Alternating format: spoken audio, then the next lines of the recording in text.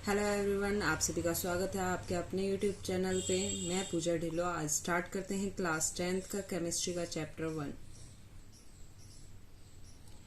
जो कि है केमिकल रिएक्शन एंड इक्वेशंस। इसमें हमने कल काफ़ी कुछ पढ़ लिया था फर्स्ट एपिसोड में। आज हम यहाँ पे इक्वेशन बैलेंसिंग पढ़ेंगे कैसे होती है। तो हम आज पढ़ेंगे how to balance a chemical equation. तो पहले तो हम एक टेबल बना लेंगे और ये देखेंगे कौन सी इक्वेशन हमें बैलेंस करनी है। मान लीजिए हमने आयरन लिया, आयरन में वाटर डिसॉल्व किया और हमारी रिएक्शन होके वहाँ पर फेरस ऑक्साइड बना। हम आयरन को फेरस भी बोलते हैं, यहाँ पे इसे हम फेरस ऑक्साइड बोलेंगे। अभी हम देख रहे हैं कि हमारी जो ये इक्वेशन है ये बैलेंस नहीं है, तो हम जो हमने टेबल बनाई है उसके अंदर इसको पुट करेंगे। तो हमारा जो रिएक्टेंट है वहाँ पे फेरस कितना है, रिएक्टेंट में फेरस कितना है यानी आयरन कितना है, 1 है। फिर हमारा जो हाइड्रोजन है रिएक्टेंट में वो कितना है, 2 है।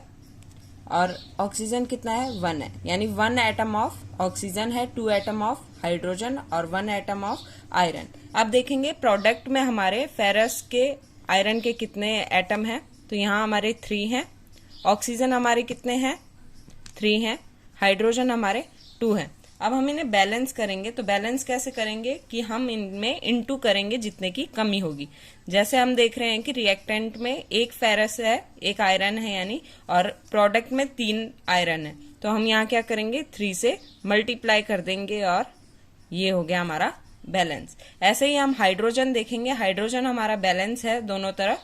तो अब हम ऑक्सीजन को बैलेंस करेंगे। हमारा रिएक्टेंट में ऑक्सीजन 1 एटम है और प्रोडक्ट में हमारा 3 एटम है। तो यानी हम यहाँ पे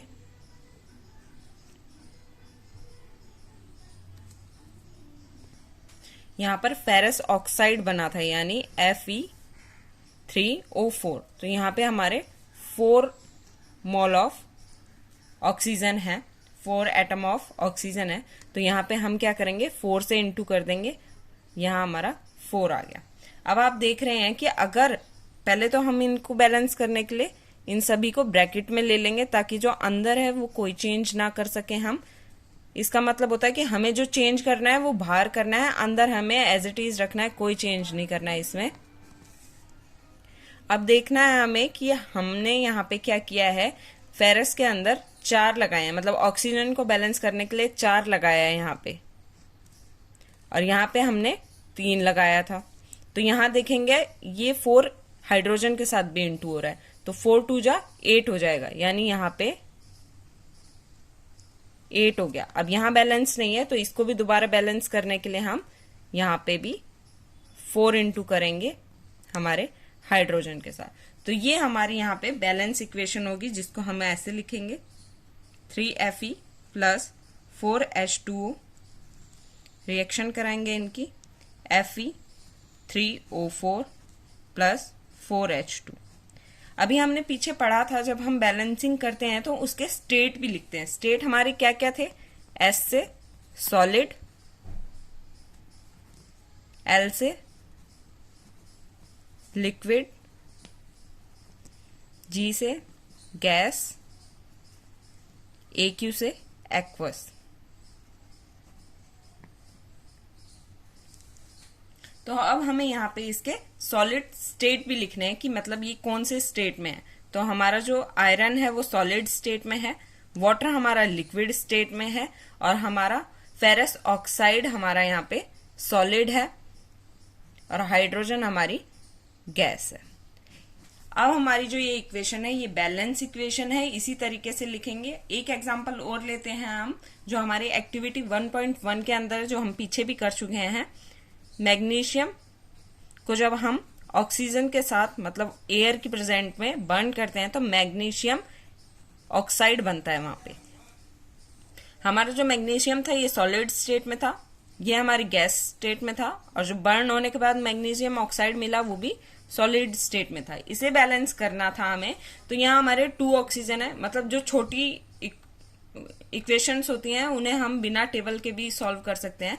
और अगर आप बहुत ज्यादा प्रैक्टिस करेंगे, इनकी बार बार लगातार कई इक्वेशंस बनाएंगे, तो आपको ये टेबल बनाने की जरूरत नहीं पड़ेगी, आपको इजीली बैलेंस कर पाएंगे आप। तो यहाँ हमारे 2 ऑक्सीजन है, तो हमें यहाँ बैलेंस करना है, 2 ऑक्सीजन लगाएंगे। अब देखिए यहाँ पे मैग्नीशियम भी 2 हो गया और हम यहाँ पे भी 2 लगा देंगे। अब हमारी जो इक्वेशन है वो बैलेंस इक्वेशन है। नेक्स्ट हमारा टॉपिक है टाइप ऑफ केमिकल रिएक्शंस। तो हम आगे पढ़ेंगे कि टाइप ऑफ रिएक्शंस कितनी है। फर्स्ट टाइप ऑफ रिएक्शन है हमारा केमिकल रिएक्शन है कॉम्बिनेशन रिएक्शन। कॉम्बिनेशन रिएक्शन में क्या होता है, 2 या 2 से ज्यादा कोई भी रिएक्टेंट होते हैं वो कंबाइन होके कोई एक सिंगल प्रोडक्ट बना लेते हैं। तो हम उसको सिंपली लैंग्वेज में लिख सकते हैं, ए में जब हम बी को ऐड करेंगे A plus B is equal to A B, यानी ये 2 रिएक्टेंट है, या यहाँ 3 भी हो सकते हैं, 4 भी हो सकते हैं, मतलब 2 या उससे ज्यादा रिएक्टेंट आपस में मिलकर एक प्रोडक्ट बनाते हैं, उसे हम कॉम्बिनेशन रिएक्शन कहते हैं। इसके एग्जाम्पल हैं जैसे बर्निंग ऑफ कोल, मतलब कार्बन को जब हम एयर की प्रेजेंट में बर्न करते हैं तो हमारा कार्बन डाइऑक्साइड बन जाता है। ऐसे ही हाइड्रोजन जब ऑक्सीजन के साथ फॉर्मेशन करता है, मतलब ये हमारा फॉर्मेशन ऑफ वाटर है, जब हमारा हाइड्रोजन ऑक्सीजन के साथ जुड़ता है तो वो वाटर बना लेता है। तो ये था हमारा कॉम्बिनेशन रिएक्शन, जिसके अंदर 2 या 2 से ज्यादा रिएक्टेंट आपस में कंबाइन यानी जुड़कर एक सिंगल प्रोडक्ट बनाते हैं। सेकेंड है हमारा डिकम्पोजिशन रिएक्शन। डिकम्पोजिशन रिएक्शन में क्या होता है, कोई एक रिएक्टेंट वो क्या होता है, सेपरेट हो जाता है और 2 या उससे ज्यादा प्रोडक्ट बना लेता है। इसमें क्या होता है कि एक जो हमारा रिएक्टेंट है वो स्प्लिट हो जाता है, यानी अलग हो जाता है और 2 अलग अलग प्रोडक्ट बनाता है। इसके भी कई टाइप हैं। पहला है हमारा थर्मल डिकम्पोजिशन और सेकंड है हमारा इलेक्ट्रोलाइटिक डिकम्पोजिशन, थर्ड है हमारा फोटोलाइसिस डिकम्पोजिशन। अब हम इन तीनों पॉइंट को डिटेल में पढ़ेंगे आगे।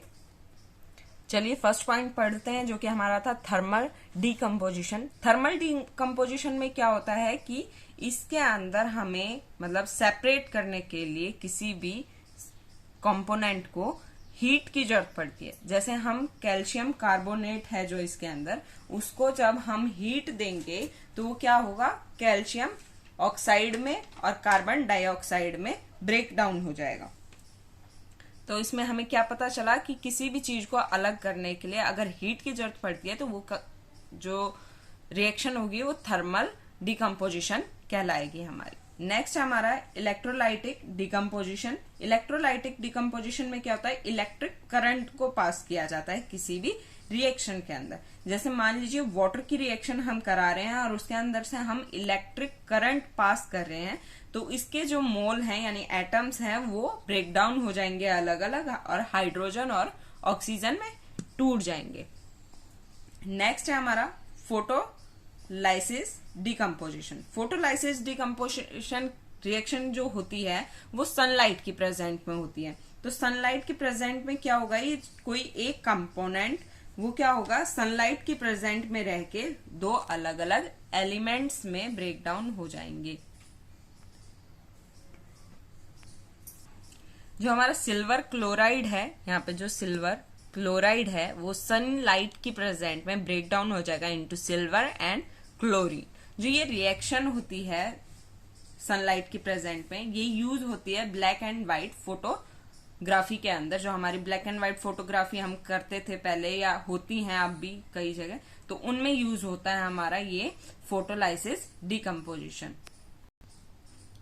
नेक्स्ट हमारा टाइप है डिस्प्लेसमेंट रिएक्शन। डिस्प्लेसमेंट रिएक्शन में क्या होता है, किसी एक की जो जगह है वो चेंज हो जाती है। तो वो कैसे होती है, इसके अंदर जो मोर रिएक्टिव एलिमेंट होता है वो क्या करता है, डिस्प्ले कर देता है, मतलब जगह चेंज कर देता है लेस रिएक्टिव एलिमेंट की। जैसे कि आप यहाँ पे एग्जांपल देख रहे हैं कि आयरन है, उसकी रिएक्शन कॉपर सल्फेट के साथ हो रही है और हमारा जो प्रोडक्ट बन रहा है वो फेरस सल्फेट बोल सकते हो या आयरन सल्फेट बोल सकते हो और कॉपर हो रहा है।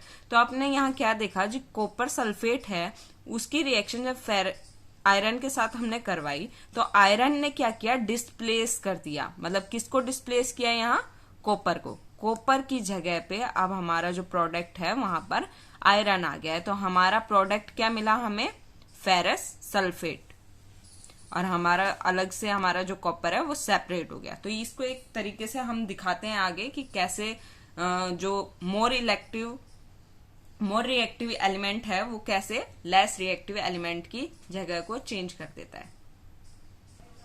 जैसे कि आप सभी को यहाँ दिखाई दे रहा होगा कि ये एक लोहे की कील है जिसको हमने क्या किया, कॉपर सल्फेट के एक सॉल्यूशन में, ये जो हमारा है ये कॉपर सल्फेट का सॉल्यूशन है, इसके अंदर हमने इस कील को डिप किया और उसके बाद जो इसके अंदर जो कॉपर था वो डिस्प्लेस कर देता है, जो सिल्वर है उसको थोड़ा गला के और उसके ऊपर कॉपर की एक लेयर बना लेता है, और हमारी जो आयरन की कील थी, नेल थी, उसके ऊपर अब क्या हुआ, कॉपर सल्फेट का सॉल्यूशन उसके ऊपर कवर बना लेता है। तो इसी तरीके से क्या होता है, जो लेस रिएक्टिव होता है उसकी जगह पर जो मोर रिएक्टिव एलिमेंट होते हैं वो अपने आप को ले आते हैं। अगर आपको इस चैप्टर में अभी तक कोई भी दिक्कत आ रही है या कुछ समझ नहीं आ रहा तो आप हमें कमेंट कर सकते हैं।